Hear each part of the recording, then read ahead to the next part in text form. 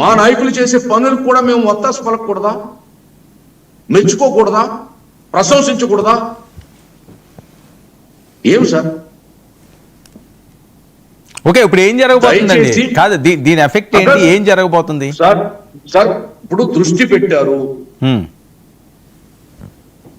పవన్. ఇప్పుడు ఇందాక రజనీ గారు ఒక మాట చెప్పారు, చాలా మంది ఫారెస్ట్ మినిస్టర్లు వచ్చారు వెళ్ళారు, కానీ ఎవరు కూడా ఇప్పుడు ఇటు దీని మీద దృష్టి పెట్టలేదే.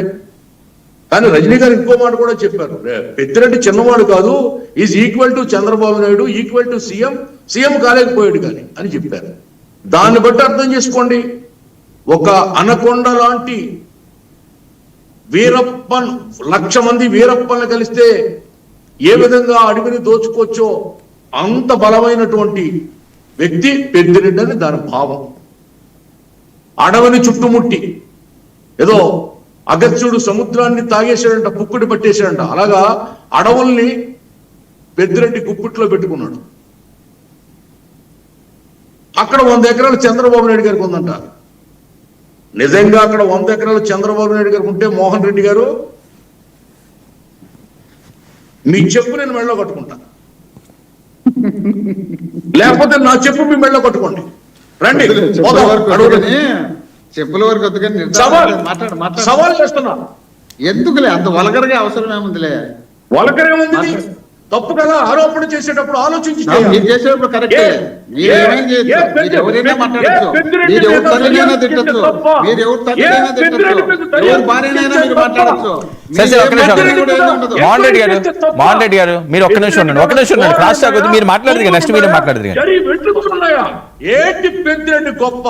ఊడిపడ్డా, జారిపడ్డా? ఏంటి పెద్దిరెడ్డి గొప్ప? జిల్లాలో మేము దోపిడీ అడిగితే తెలుస్తుంది.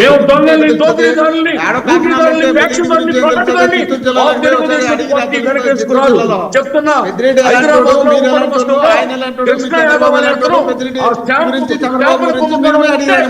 సస్పెండ్ చేసిన చరిత్ర, అది మా ఘన చరిత్ర. దాన్ని అర్థం చేసుకోవాలి. దొంగలు మీరు, దోచుకోవడమే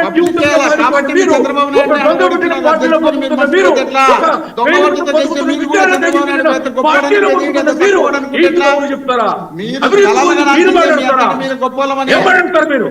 నోరు మూసుకుని ఉండండి. మిమ్మల్ని ప్రజల పాత్రలో తొక్కేసిన మీకు సిగ్గు లజ్జ లేకుండా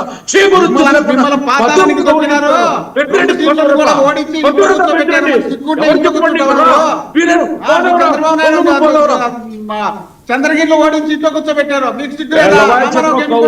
అధికారంలోకి వచ్చినారు, మీకు సిగ్గు లేదా? ఏం మాట్లాడుతున్నారు? ఏదైనా మాట్లాడారు. మీ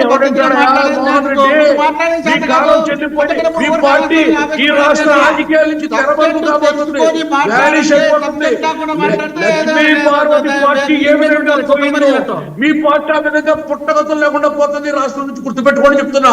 2029 ఎన్నికల నాటికి మీ పార్టీ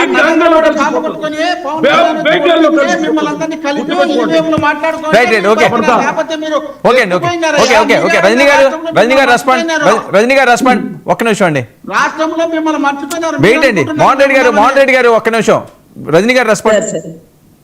సార్, ఇందాక కృష్ణాంజనేయులు గారు చెప్పినట్టు ఏదైతే ఆ ఫోటో తీసి ఇంత అటవీ భూముల్లో ఒక భూమి, ప్రైవేట్ భూమి ఎలా అయింది అని అడిగినారు సార్, అది వాస్తవం.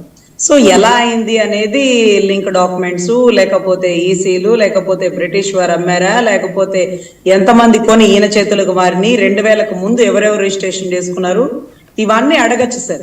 ఇది ఎట్లుంటుందంటే, ఒకసారి ఇప్పుడు తమ్ముడు సినిమాలో కనుక ఎవరో కాపీలు పట్టుకొని దొరికితే, ఇదిగో నేను కాదు, ఇదిగో వెనకాల ఉన్నాడు, వాడు జుట్టులో ఉంది ఒకటి, వాడి కాల్లో ఉంది ఒకటి, వాడి దెబ్బలకి సంబంధించిన ఇంకొకటి అంటూ 1 by 1 అందరూ వచ్చేస్తారు. అంటే నేను అరెస్ట్ అవుతున్నప్పుడు, లేకపోతే నేను దొరికినప్పుడు వాడెందుకు రాయాలి ఎగ్జామ్, వాడు మాత్రం ఎందుకు పాస్ అవ్వాలని ఒకటి తర్వాత ఒకటి జియోగ్రఫీ కాస్త వాడి నెత్తిలో పెట్టుకుంటాడు చూడండి. అట్లా ఉంటది సార్. ఇందాక మోహన్ రెడ్డి గారు ఒక స్టేట్మెంట్ ఇచ్చేసినాడు, 100 ఎకరాలు చంద్రబాబు గారు ఉన్నాయి, అందుకని మమ్మల్ని ఎప్పుడు కదపలా, లేకపోతే మమ్మల్ని ఎప్పుడో కదిపేవాళ్ళు, మమ్మల్ని కదిపితే మేము ఆయన్ని కదుపుతాం. మీ నాయకుడికి ఏమో తెలియక తొందరపడి దూకేస్తున్నాడు, ఆరాటం ఎక్కువైపోయింది, ఇక్కడ మేము అందరం దొంగలమే. ఎందుకు మా విషయం ఎందుకు ఎత్తలా? ఎందుకంటే ఆయన బతుకు, ఆయన బండారం మాకాడుంది కాబట్టి. మేము 70 ఎకరాలు, ఆయన 100 ఎకరాలు అంటూ స్టేట్మెంట్లు ఇస్తున్నారండి.